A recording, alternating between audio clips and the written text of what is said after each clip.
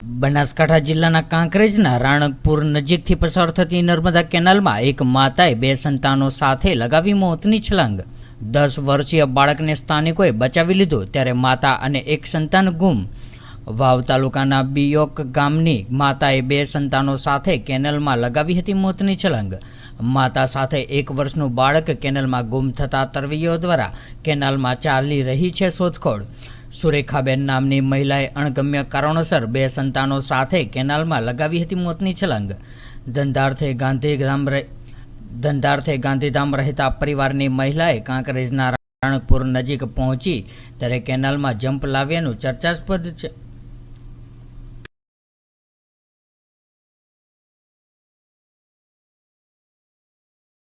જે ચૂંટણીના કરોડો રૂપિયા વેરીને ઉમેદવાર ચૂંટણી જીતે છે, પરંતુ આ વખતની લોકસભાની ચૂંટણીમાં કોંગ્રેસના ઉમેદવારને મતદારો નોટ અને વોટ આપીને જીત અપાવી અનોખું ઉદાહરણ પૂરું પાડશે। સુરેન્દ્રનગર લોકસભાની ચૂંટણીમાં કોંગ્રેસના ઉમેદવાર ઋત્વિજભાઈ મકવાણાની જંગી બહુમતીથી જીતાડવા મતદારો આગળ આવ્યા। ઘણા વર્ષો બાદ સુરેન્દ્રનગર જિલ્લામાં સ્વર્ગવાસ કરમસિંહ દાદા જેવું એક અનોખું ઉદાહરણ ફરી એકવાર પૂરું પાડશે। મતદારો દ્વારા નોટ અને વોટ આપીને લોકસભાના ઉમેદવારને જીતાડવા તનતોડ મહેનત કરી રહ્યા છે। મતદારો નોટ અને વોટ આપીને કોંગ્રેસના ઉમેદવારને વિજય હાંસલ કરાવવા મનમક્કમ કર્યું છે।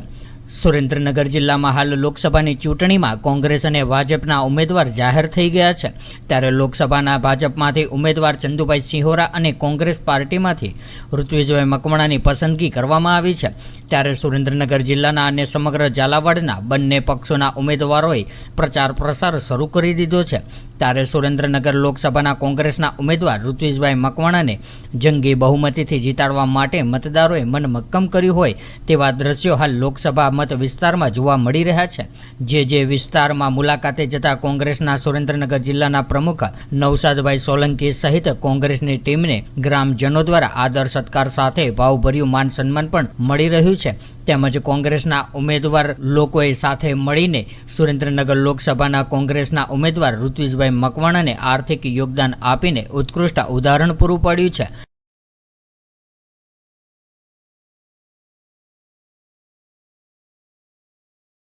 સુરેન્દ્રનગરમાં સિંધી સમાજ દ્વારા ઝૂલેલાલ જયંતીની ધામધૂમપૂર્વક ઉજવણી કરાઈ।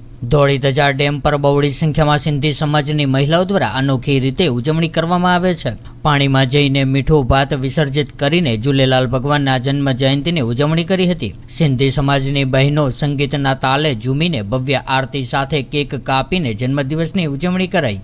સુરેન્દ્રનગર શહેરમાં સિંધી સમાજ દ્વારા દર વર્ષે અનોખી રીતે ઝૂલેલાલ ભગવાનના જન્મ જયંતીની ઉજવણી કરવામાં આવતી હોય છે।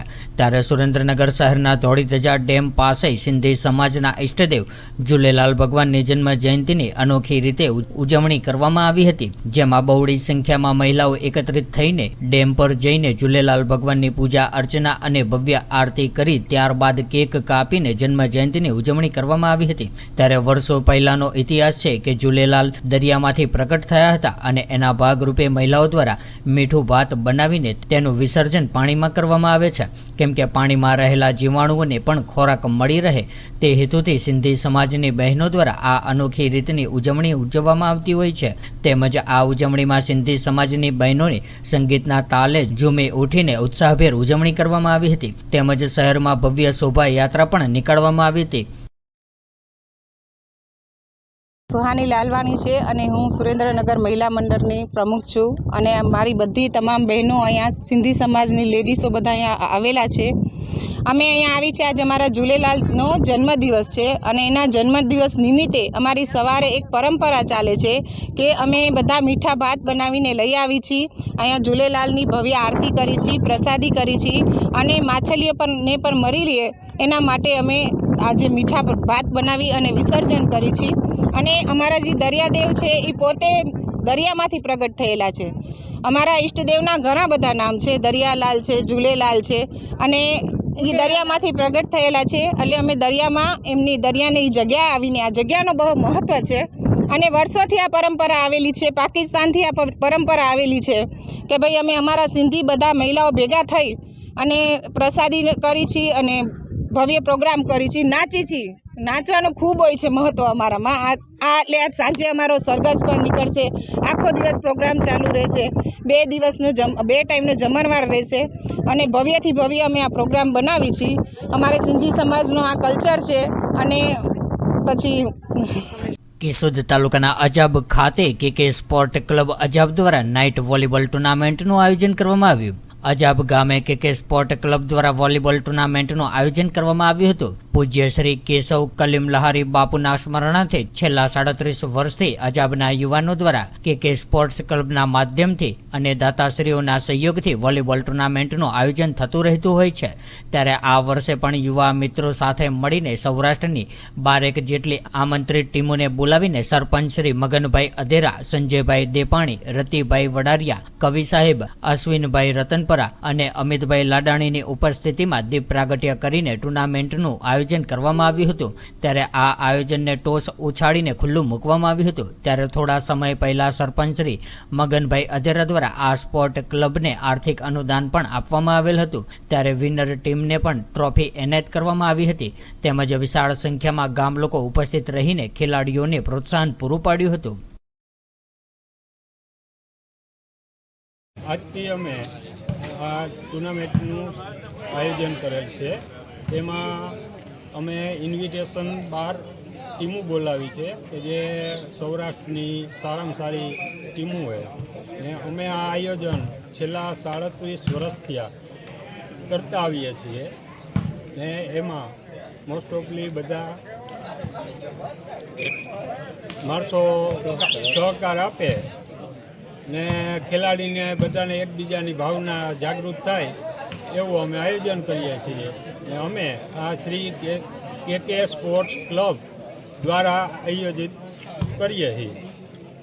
સુરેન્દ્રનગર વઢવાણ રામપરા ગામે પરિણીત મહિલાનું શંકાસ્પદ મોત નિપજતા ચકચાર મચી જવા પામી.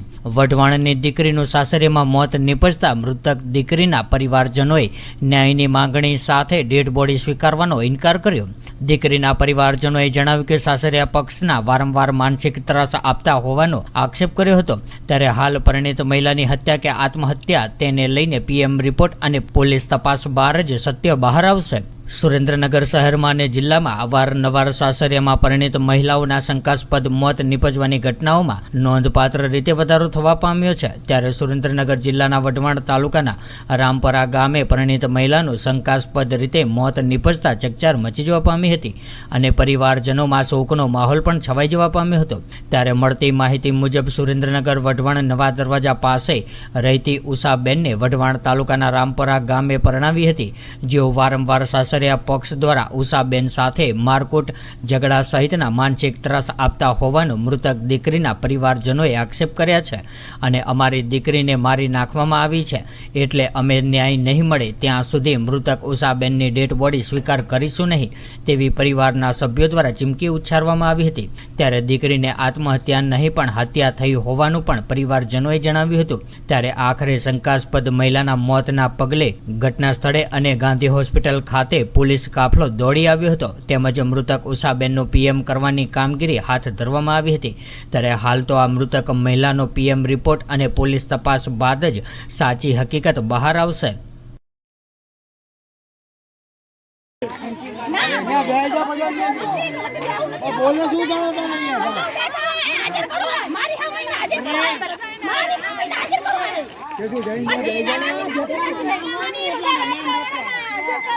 મારી છોડીને મારી નાખી હે, મારી છોડીને નવસ્તી કરીને મારીને ગામ આખું જોવે હે, ગામ આખાએ જોયું હે, મારી છોડીને મારી હે અને 2 મહિના પછી દવા પીવડાવી હે, દવા પીવડાવી ગાંધીમાં દાખલ કરી છે અને ગાંધીમાં દાખલ કરી હે. પછી એની સાસુ કહે કે તારો દખલો લેશો, તાર ભાઈને કહે 2 લાખ દઈને તને છૂટી કરો અને એ શબ્દ બોલ્યા. અને પછી એના કાકાજીનો છોકરો છે ને પોલીસમાં નોકરી કરે, એને સાથ આપો એને, તું તો તાર જે કરવું હોય એ કર કે હે, હું શું તારી પડખો સાથ. અમારી અને મારી છોડીને ભૂલી પટ મારી હે, મારી છોડીને 3 દિવસ લાશ પડી હે, હમણાં લાશ અને મારો છોકરો જેની મારો છોકરો આયા નથી, મારો છોકરો બહાર નોકરી કરે હે અને જવાબદારી બધી હું લાવું છું. અવારનવાર ત્રાસ આપતા હતા આવી રીતે અને દારૂ પીને તોફાન કરતો હતો, મારતો હતો, આખા ગામના કહેતા ગુંડો હ અને અમે મારી છોડીને આપી પરણાઈ અને અમારી પપ્પા જ્યારે હતા તોફાન કરે ને એવું કરે તો અમારી પપ્પા મેકવા જતા હતા. હવે તમારી શું માંગ છે? પછી અમારી પપ્પા વયા ગયા એટલે 3 વર્ષથી બહુ ત્રાસ આપતો હતો અમને. કડકમાં કડક મારી છોડીને કપડા કાઢીને મારતો હતો, તોફાન કરતો હતો. પછી મારી પૂરી વાત સાંભળો. યોગ્ય ન્યાય મળે અને મારી છોડીને એ અમારા જમાઈ કલ્યાણ રે ને અમારા જમાઈ એના 2 વર્ષથી નો ઘરવાળો બહુ એટલે અતિશય પહેલા થોડો ઘણો ત્રાસ આપતો હતો, દારૂ પીતો તો આવી રીતના બધું હેરાન કરતો. કેવો શંકાશીલ સ્વભાવનો, કઈને લેડીઝ તૈયાર થાય નહીં તો ગમે નહીં એવા શંકાશીલ સ્વભાવવાળો. એના મા બાપને મારે, એના મા બાપ એના કુટુંબમાં કોઈને સાંભળતો નથી, બધાને મારે, બધા બિયા નથી. એટલો માથા ભારે છે. આમ શું આની જાણ કેવી રીતે તમને થઈ? મને અહીંયાથી એમના ભાઈ નાનાનો ફોન આવ્યો, પછી આપણા પોલીસે ફોન કર્યો કે આવી રીતના બનાવ બન્યો છે કે તમારી બેન છે. તો શું લાગે છે તમને? આ એટલો ત્રાસ આપ્યો, આખી રાત ઘરમાં પૂરીને મારે. બરોબર. આખી રાત ઘરમાં પૂરીને તાળું મારીને મારા બહાર ના નીકળે. એના સાસુ સસરા થોડાક દૂર રહે છે તો એ જોવા નથી આવતા. શું લાગે છે તમને? આપઘાત કર્યો હશે કે મારી